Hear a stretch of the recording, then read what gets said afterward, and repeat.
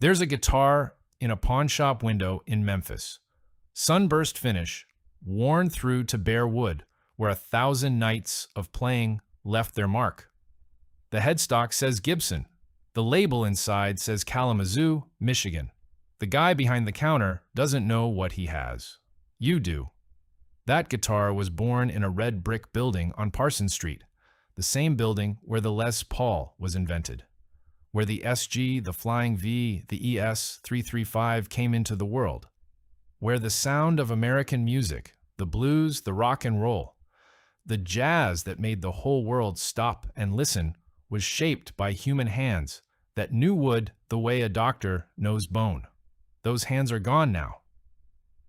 That Kalamazoo on the label is a place that exists only in the past tense, only in the weight of an old guitar that still rings true 40 years after the factory closed. But here's the thing about great guitars. They remember everything. Every note ever played. Every room they filled. Every moment they made larger than it had any right to be. This is the story of how Michigan gave the world its sound, and what it cost to take that sound away. Orville Gibson was born in 1856 in Chateaugay, New York, a small town in the northernmost reaches of the state, close enough to the Canadian border that the winters felt like a personal affront. His family was not wealthy.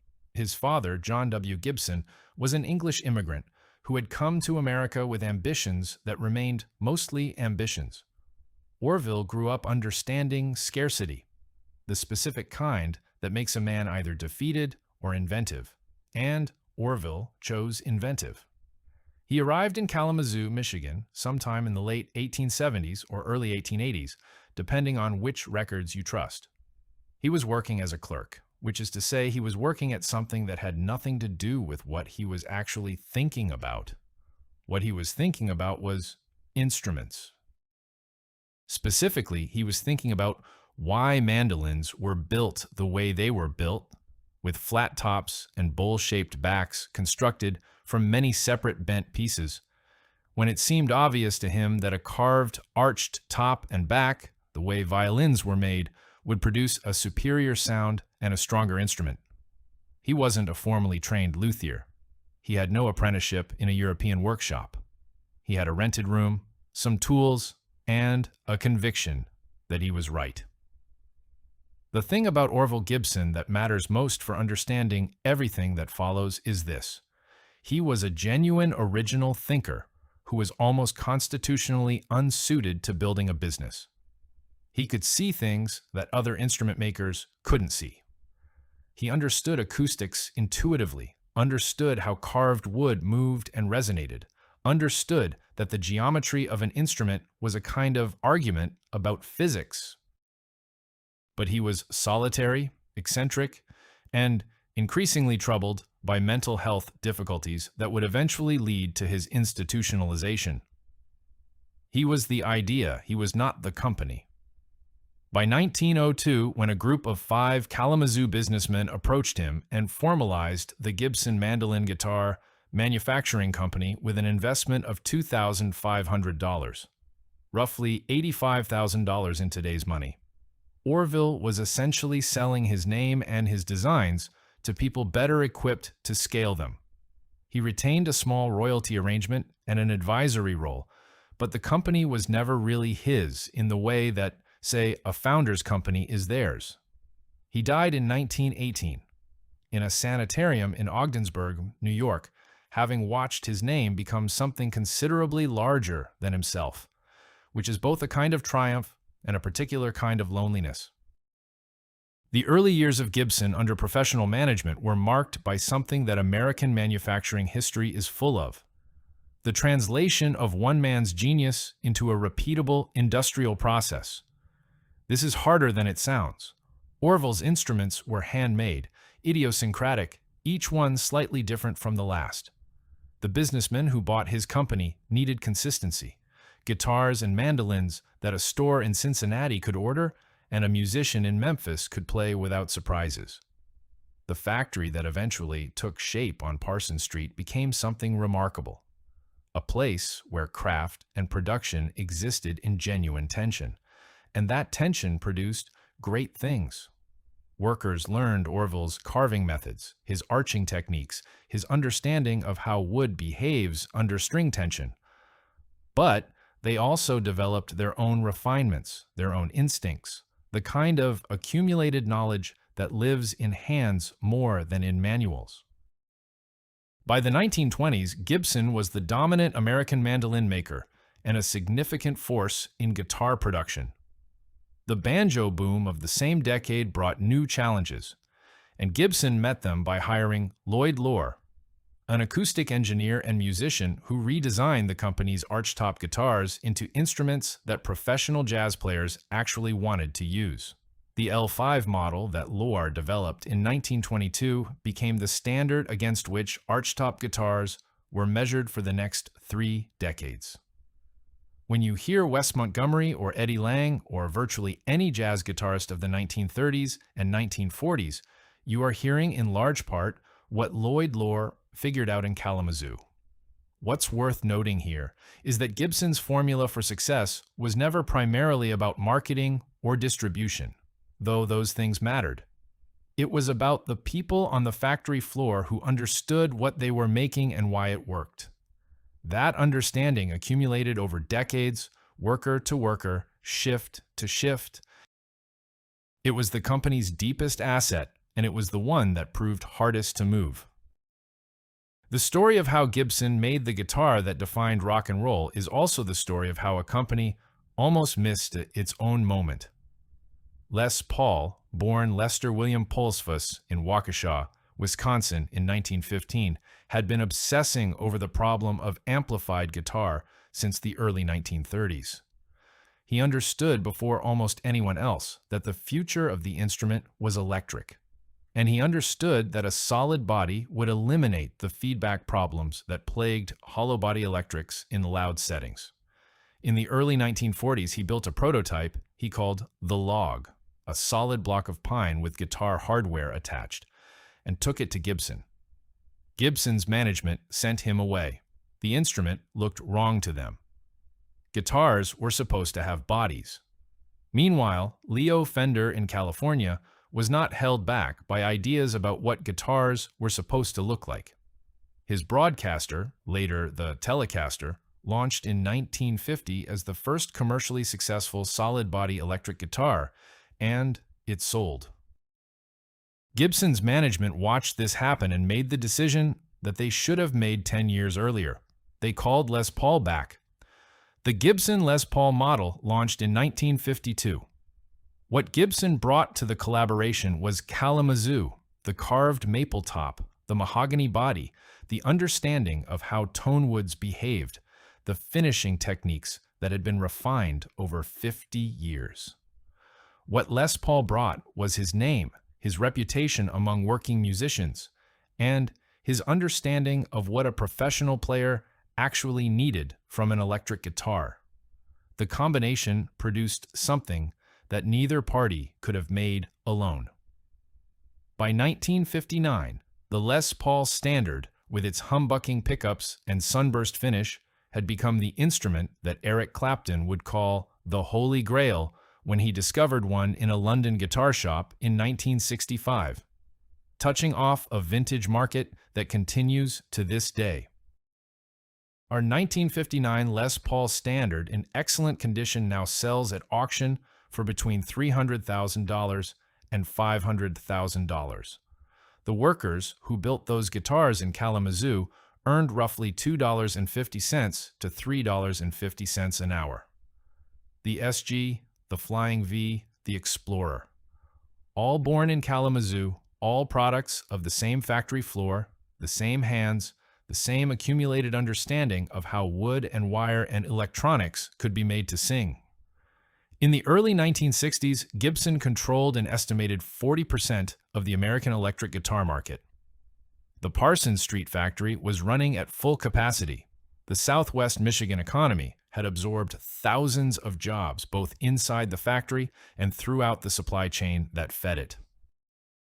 Here's the thing about Gibson's story that distinguishes it from simple corporate villains and makes it genuinely instructive. The decisions that damaged the company were made by people who believed they were making rational business decisions, and by the metrics they were using at the time, they weren't entirely wrong. In 1969, Gibson's parent company, Chicago Musical Instruments, was acquired by a South American conglomerate called Ecuadorian Company Limited, later renamed Norlin Musical Instruments. Norlin was primarily a beer and cement company. This fact is not irrelevant. The executives who now oversaw Gibson understood production efficiency, cost control, and return on investment. They did not particularly understand what a humbucking pickup was, why the angle at which a neck joined a body affected sustain, or why the workers on the Parsons Street floor knew things that couldn't be written in a manual. Through the 1970s, Norlin applied brewery-style efficiency thinking to guitar manufacturing. They changed the wood procurement process, substituting cheaper alternatives for traditional tone woods when prices rose. They altered manufacturing techniques in ways that reduced labor time but also reduced resonance. They added weight relief routing that players found acoustically inferior. They changed the glue. They changed the finish. Each individual change was defensible on a spreadsheet. The cumulative effect was that Gibson guitars became noticeably worse, and musicians noticed. The vintage market, the booming trade in pre-Norlin Gibsons, particularly 1950s Les Paul and early 1960s models, was in part a direct verdict on what had happened to quality. Players who could afford old ones bought old ones. The industry press was not subtle about why. By the late 1970s, Japanese manufacturers, Greco, Tokai, Burney, were producing Gibson-style instruments of such quality that Norlin was forced to threaten legal action to stop them from being imported. The irony was that some players found the Japanese copies better than the contemporary American originals. Norlin's response to declining market share and quality perception problems was not to invest in restoring quality. It was to look for ways to reduce costs further, which is how a company ends up deciding that 82 years of accumulated craft knowledge in Kalamazoo, Michigan, is essentially a real estate problem. 1984 is the year that sits at the center of this story like a stone in still water, with everything else rippling outward from it. Norlin's announcement that Gibson production would be relocated from Kalamazoo to Nashville, Tennessee, came in stages, the way these announcements always do. First the rumors, then the official language about consolidating operations and improving efficiencies. Then the reality of what consolidation actually meant for the people who had spent careers on Parsons Street. Nashville had offered significant incentives. Tennessee's labor costs were lower. The calculation, on paper, worked. What the calculation didn't account for was what couldn't be moved. Guitar making, at the level Gibson had historically practiced it, was not a collection of techniques that lived in manuals. It lived in people, in the specific muscle memory of workers who had been doing this for 20 or 30 years, in the informal knowledge sharing between experienced craftsmen and newer workers, in the quality control instincts that came from spending a decade listening to the difference between an instrument that was right and one that was almost right. You cannot pack that in a moving truck. The Nashville factory, when it opened, struggled. Early Nashville-made Gibsons had quality consistency problems that the company spent years working to correct. Players knew. Dealers knew. The vintage premium on pre-move instruments increased further, which was the market making its opinion known with prices rather than words. In Kalamazoo, the closure meant something different from a business story. It meant that the industry that had structured the working lives of thousands of Southwest Michigan families was simply gone. 3,500 jobs, direct and indirect, did not find easy replacements in 1984's Michigan economy. The auto industry was under its own pressures. There was no obvious next industry waiting to absorb skilled manufacturing workers. The Parsons Street building sat, emptied of its purpose, a five-story brick question mark about what a city does when the thing it was known for leaves. On the day the Gibson factory officially closed in Kalamazoo, 5 men made a decision that was either foolish or magnificent, depending on what you value. Jim Durlew, Marv Lamb, J.P. Moats, Bill Page, and Mike Korpak were experienced Gibson craftsmen. Between them, they had accumulated something like a century of luthery knowledge on that factory floor. They had watched the Norlin era degrade the instruments they had spent careers learning to make well. They had watched the relocation announcement arrive, and when it arrived, they decided they weren't going. Not to Nashville, not to anywhere. They were staying in the building. They negotiated a lease on the portion of the Parsons Street factory that Gibson was vacating, incorporated a new company called Heritage Guitar, and began making guitars the way they had always made them, by hand with the techniques they had spent decades refining using traditional materials, without corporate efficiency mandates telling them to substitute cheaper wood or change a process that had worked for 50 years. They had no marketing budget. They had no celebrity endorsers. They had no national distribution network. They had 5 men who knew how to make guitars. Heritage grew slowly and quietly into something that players with ears came to understand was significant. The instruments were Kalamazoo made in a way that post-move Gibsons simply weren't. Not because Nashville craftsmen were inferior, but because the people at Heritage carried a specific accumulated knowledge that had nowhere else to live. Working musicians discovered them, jazz players particularly. The archtop tradition that Lloyd Loar had established at Gibson lived on at Heritage in ways it didn't fully survive the move south. The parallel with what happened to other American manufacturing communities is hard to ignore. The 5 men who started Heritage were not making an economic argument. They were making an argument about craft and place, and what gets lost when you treat accumulated human knowledge as a line item. It would be unfair and inaccurate to tell this story as if Gibson simply collapsed after leaving Kalamazoo. It didn't. The Nashville factory improved steadily through the late 1980s and into the 1990s as new management rebuilt quality control processes and invested in training. When Henry Yuskiewicz and David Berryman purchased Gibson in 1986 for approximately $5 million, a price that seems almost comically low given what the brand was worth, they brought genuine passion for the company's history and real investment in recovering its reputation. The Custom Shop, established in Nashville, became the place where Gibson's highest quality instruments were made, including the historic Rissues program that attempted to recreate the exact specifications of 1950s Les Pauls and other classic models. These instruments are genuinely excellent. Professional players use them. The program represents a sincere attempt to recover something that the Norlin years damaged. But here's the uncomfortable truth that the vintage market keeps insisting on. A 1959 Les Paul made in Kalamazoo is worth, at auction, 40 to 50 times what a 2024 Custom Shop historic Rissu costs. Some of this is pure scarcity and collector psychology.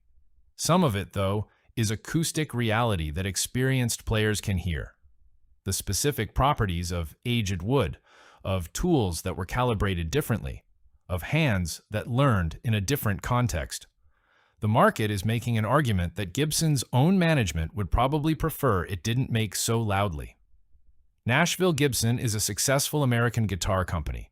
Kalamazoo Gibson was something else, something that can be studied and approximated, but may not be exactly reproducible. That distinction matters for understanding what was actually lost in 1984. Cities don't grieve the way people do, but they carry loss in their built environments.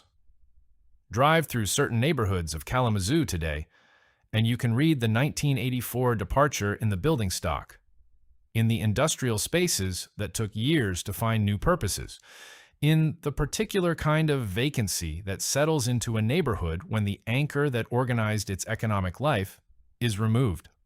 Southwest Michigan had built ecosystems around Gibson: wood suppliers, finish suppliers, hardware manufacturers, string makers, specialty tool shops, case manufacturers. The factory was not a self-contained operation. It was embedded in a network of smaller businesses that existed partly because Gibson existed, and when Gibson left, that network contracted in ways that affected businesses whose names weren't on any announcement. This is the part of manufacturing relocation stories that economic impact studies capture incompletely. The direct job numbers are countable. The indirect effects on supplier networks are harder to quantify, but often equally significant. The effect on the skill ecosystem, on the pool of people in a region who know how to do particular things, is almost impossible to put a dollar figure on until you need those skills and discover they're no longer there. Kalamazoo has, over the decades since 1984, found new economic anchors: Western Michigan University, healthcare, business services. The city didn't die. American cities almost never simply die. They adapt, they find new forms, they carry their histories in their architectures and their street names. But the Kalamazoo that made music for the world, that specific version of the city, closed with the factory. Heritage Guitar, still operating on Parsons Street, is now something like a living museum exhibit, except the instruments it produces are not relics. They are working guitars that working musicians play. The 5 founders have mostly retired or passed on. The company has new ownership and new craftsmen who learned their trade in that same building. The chain of knowledge is unbroken, which is the thing that matters most. The Gibson Kalamazoo story offers several lessons that extend well beyond the guitar industry, and they're worth examining carefully because they were not obvious at the time. The first lesson is about the difference between transferable and non-transferable assets. Every company has both kinds. Transferable assets are the things that can be packed in a truck: machinery, inventory, brand manuals, process documentation. Non-transferable assets are the things that live in people and places and accumulated relationships. The catastrophic error that Norlin made, and that many manufacturing companies have made before and since, was treating non-transferable assets as if they were transferable, or simply failing to account for them at all. A spreadsheet comparison of Kalamazoo labor costs versus Nashville labor costs was not wrong exactly. It was just incomplete in a way that turned out to be very expensive. The second lesson concerns the relationship between quality and corporate structure. Gibson made its best instruments when it was either a craftsman's operation or a company whose management understood what it was making. The Norlin era, brewery executives running a guitar company, produced instruments that experienced players recognized as inferior, and the reputational damage from those years took decades to repair. This isn't an argument against professional management of craft businesses. It's an argument for management that understands the product deeply enough to know which cost-cutting measures will be visible and audible to the customer, and which won't. In craft industries, the customer often has very good ears. The third lesson is about the geography of knowledge. American manufacturing history is full of examples of companies that discovered, after moving, that the place they left contained something they couldn't fully replicate in the new location. Not because the new location's workers were less capable, they weren't, but because accumulated knowledge has a geography to it. It develops in specific places through specific relationships over specific periods of time. When you move a factory, you move the machinery. You don't automatically move the knowledge ecosystem that grew up around it. Heritage Guitar's continued existence on Parsons Street is, in a sense, the proof of this point. The knowledge that stayed in Kalamazoo kept producing exceptional instruments for 40 years after Gibson left. The fourth lesson specific to this story in a way the others aren't, concerns the relationship between a company and the culture it helped create. Gibson guitars are not just products. They are objects that exist at the center of American musical culture in a way that very few manufactured items ever achieve. Blues, jazz, rock and roll, country, Gibson instruments are woven into all of it. That cultural weight carries obligations and opportunities that ordinary product companies don't have. When Gibson degraded its instruments during the Norlin years, it wasn't just losing market share. It was betraying a relationship with musicians and listeners that had been built over decades. The recovery from that betrayal took longer and cost more than any efficiency gain from cheaper wood ever saved. The Parsons Street building is full again, in the mornings. Not as full as it was. There will never be 1,200 workers on that floor again, and that particular version of Kalamazoo is not coming back. But Heritage Guitar is there, making instruments, training craftsmen, keeping alive a tradition of lutherie that is now more than a century old and still producing guitars that musicians choose because they sound right. Gibson itself is in Nashville, and it is, by most measures, a healthy company again. The post-Yuszkiewicz era. He sold the company in 2018 after a bankruptcy filing driven largely by disastrous non-guitar business ventures has brought management that appears to understand what the brand is and what obligations it carries. The custom shop continues to produce instruments that serious players take seriously. The company's cultural position in American music remains secure.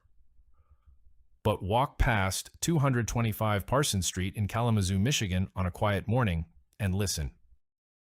If you know what you're hearing, you can distinguish between a guitar being played by someone who knows what it should sound like and one being played by someone still finding out.